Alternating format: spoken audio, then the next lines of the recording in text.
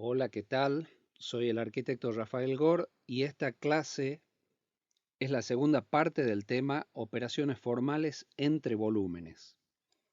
En la primera parte vimos que son herramientas para vincular componentes unitarios y transformarlos en un conjunto o en nuevos componentes formalmente más complejos, teniendo en cuenta que la forma arquitectónica incluye indisolublemente a la envolvente y al espacio.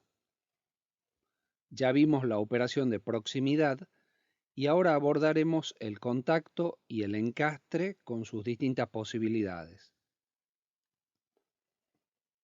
Recordemos que consideramos el tema de nuestro campo visual y la influencia de la distancia y el punto de vista del observador. Es muy recomendable que hayan visto la primera parte antes de seguir con este video. Empecemos con la operación formal de contacto.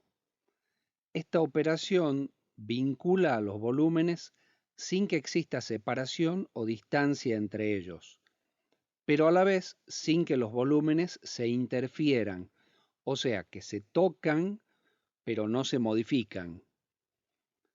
Esto establece una interacción que los integra como un conjunto.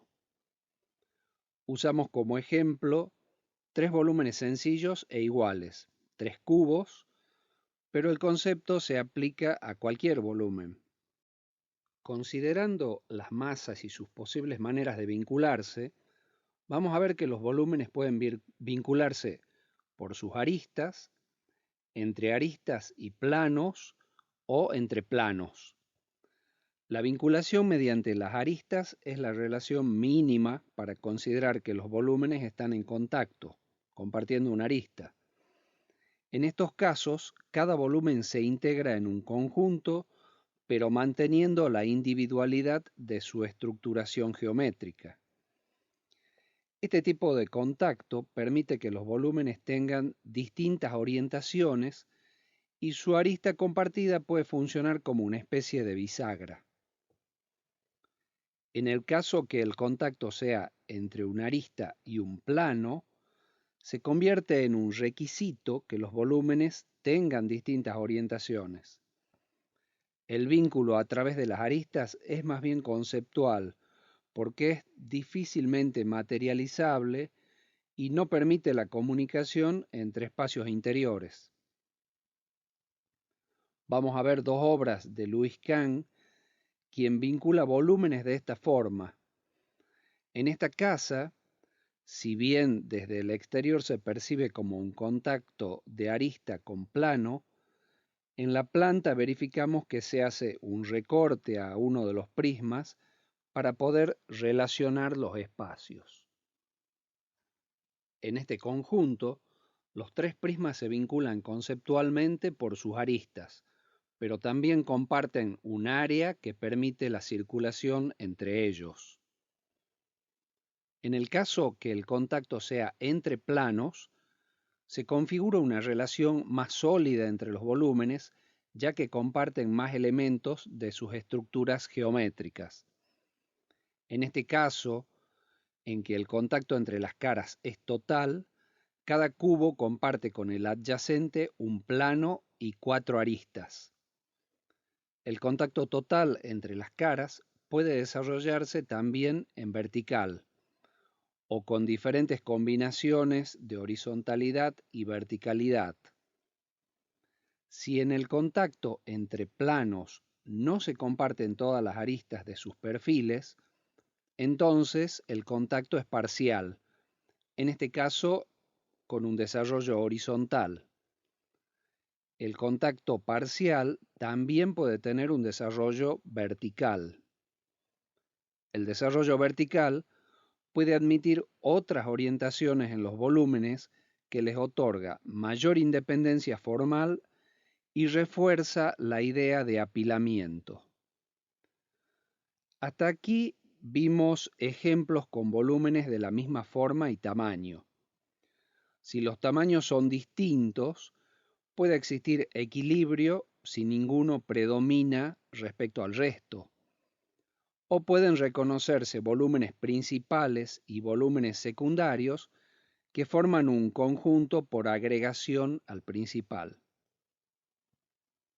Vamos a ver ahora cómo influyen las cualidades de las superficies sobre la percepción de la resolución formal.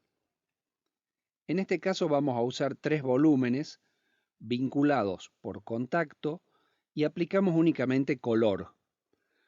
Cuando las cualidades de las superficies permiten que percibamos que las partes se unieron formando una sola cosa, decimos que el resultado es una adición. Algunos autores también la nombran como unión o como fusión. Cuando las cualidades de las superficies de los volúmenes tienden a diferenciarlos entre ellos, generando contraste y un conjunto que se percibe como una suma de individualidades, estamos ante una yuxtaposición. Yéndonos un poco a otra disciplina, en fotografía se habla de yuxtaposición cuando se unen dos imágenes y se genera un nuevo significado. En esta que estamos viendo, el contraste entre la destrucción y la vida. En esta otra imagen, la yuxtaposición representa el paso del tiempo. En relación con el tema del tiempo, en arquitectura es recurrente este tipo de yuxtaposición cuando se amplía un edificio histórico. La operación va más allá de los colores y las texturas, introduciendo contrastes de significado entre lo antiguo y lo nuevo, en algunos casos con un contraste extremo. Esta otra intervención toma nota de las alturas de la edificación existente y las respeta al yuxtaponer volúmenes con un lenguaje contemporáneo. Bueno, volviendo al tema de la adición, podemos encontrar ejemplos muy claros como este colegio, donde sin dudas todos los elementos forman una resultante unificada. O en el caso de la yuxtaposición, esta casa, donde el tratamiento de las superficies hace que percibamos dos volúmenes posicionados uno sobre el otro. Está claro que el que percibamos una adición o una yuxtaposición tiene que ver con las cualidades de las superficies, pero también tiene que ver con las estructuras geométricas de las formas. El modo en que se vinculan las partes también juega un rol importante para que percibamos a los volúmenes como formando una unidad, o por el contrario, juntos, pero con rasgos de individualidad. En la medida que los volúmenes dejan de compartir elementos de sus estructuras geométricas, en este caso las aristas, se va acentuando la diferenciación formal de cada volumen. Es el caso de este museo, donde toda la envolvente tiene un tratamiento unificado de color y textura, pero a pesar de ello se percibe como integrado por volúmenes diferenciados, a la manera de cajas apiladas. La luz y la sombra sobre la superficie blanca también juegan un rol principal en el resultado. Este otro edificio de viviendas, que vemos a la derecha, usa una estrategia similar por el tipo de operaciones formales, aunque añade el uso del color, que diferencia más aún los volúmenes. Es interesante que ambas propuestas usan el metal desplegado como membrana exterior. En el edificio de viviendas a la derecha, aparte del color, se usa a modo de articulación entre los planos elementos metálicos que resaltan las aristas. En cambio, en el museo no se utilizan elementos adicionales en los encuentros entre los planos, lo que resulta en un efecto levemente difuso, como si estuviera fuera de foco en las aristas. En estos otros dos ejemplos de distintas escalas, podemos apreciar cómo los cambios de orientación de los volúmenes pueden acentuar el efecto de diferenciación entre ellos.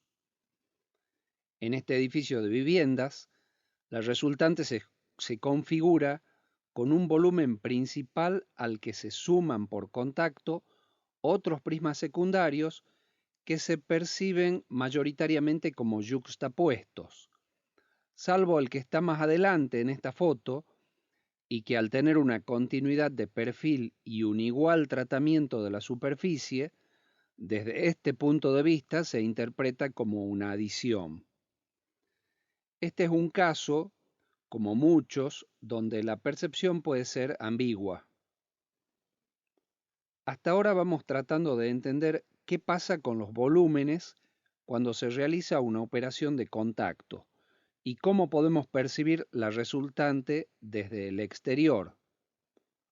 Cuando dos o más volúmenes están en contacto por sus planos, los correspondientes espacios se posicionan en forma contigua y sus relaciones espaciales estarán definidas por los nexos que establezcan estos planos límites en común.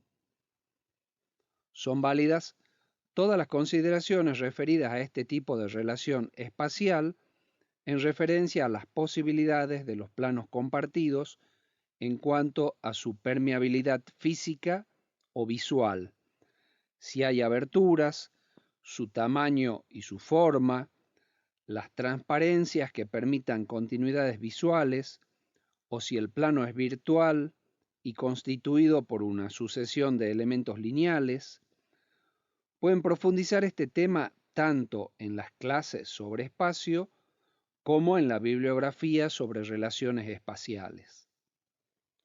Si los volúmenes son más de dos, espacialmente puede darse una relación de espacios vinculados por otro en común.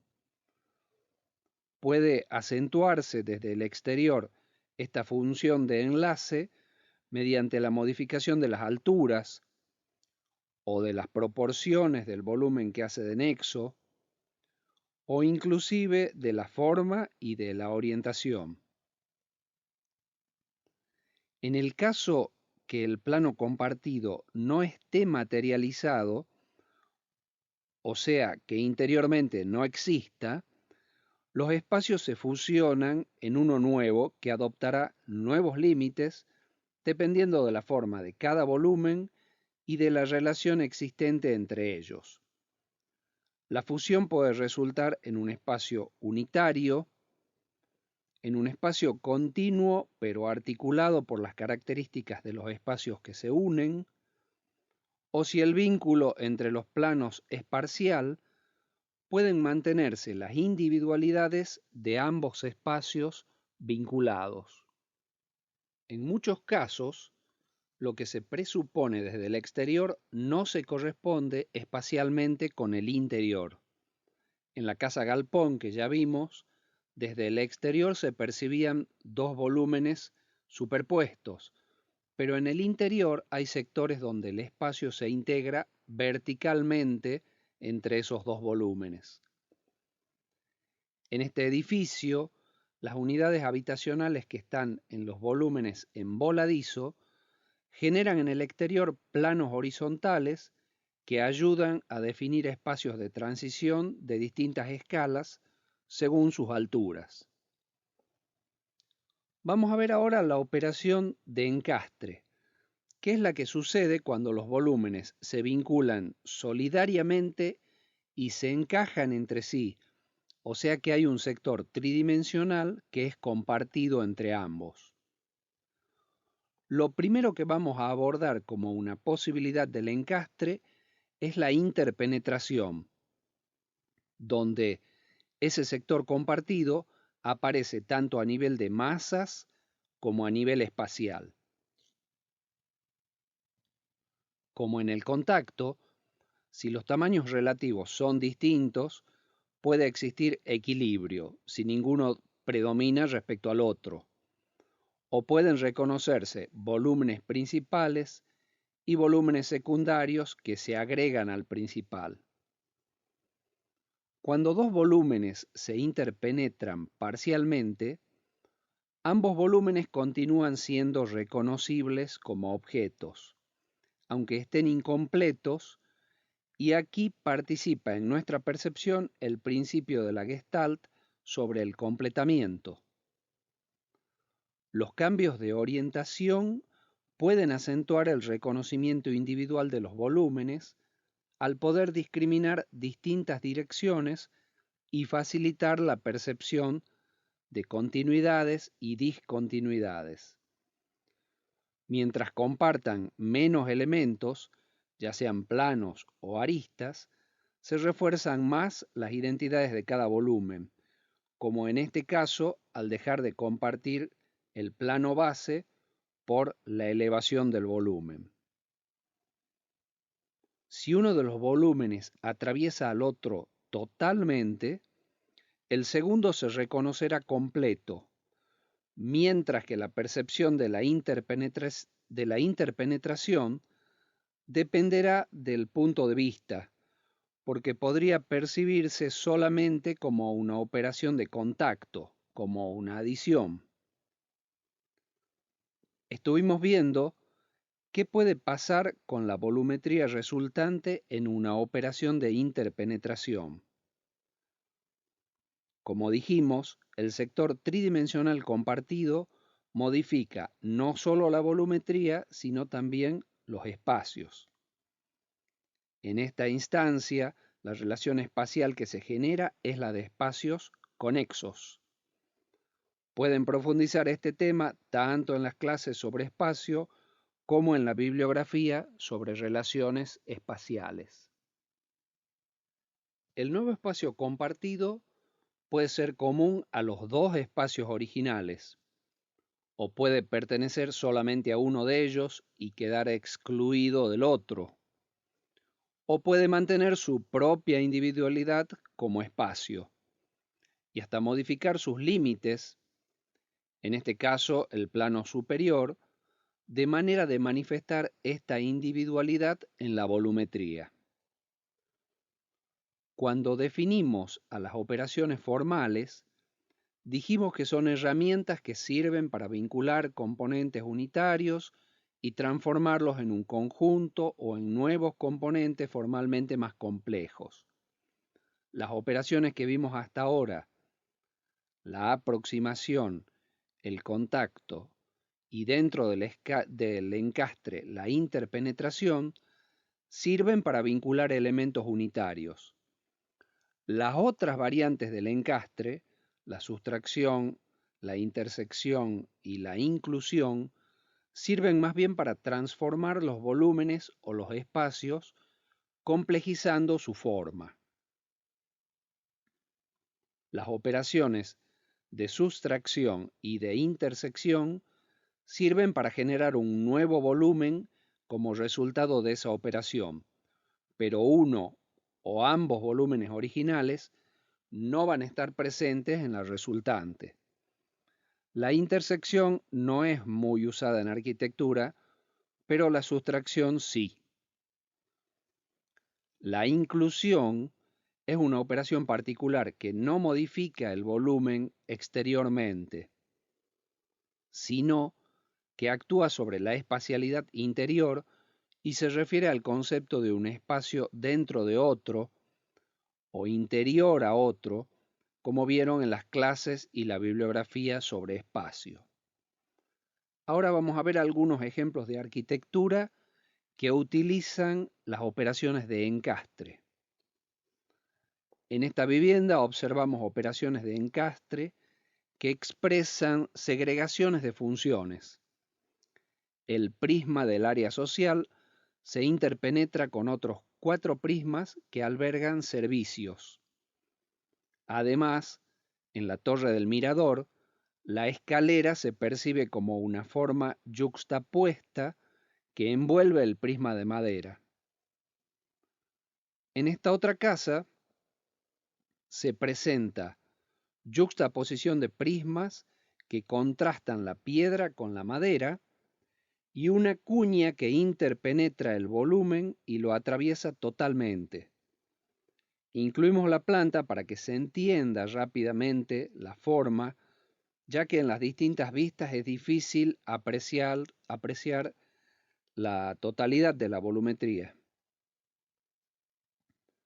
En esta otra vivienda se unifica la piel con un único material, pero las interpenetraciones se perciben por las distintas orientaciones y la falta de coincidencia en los elementos estructurantes de sus geometrías. Para que las sustracciones se perciban como tales, es necesario que se reconozca la forma original, que percibimos como incompleta por la sustracción. La sustracción se refuerza si las partes faltantes tienen un repertorio de forma contrastantes con el volumen general. En algunos casos, a pesar de la sustracción, se mantiene el esqueleto o las aristas de la estructura geométrica que termina de configurar espacios de transición. Las operaciones de sustracción pueden ser reiteradas y a pesar de ello puede reconocerse la forma original si se mantienen los suficientes elementos de la estructura geométrica, sobre todo las esquinas. En esta secuencia observamos un prisma del cual se sustrae otro prisma menor que atravesaba al anterior.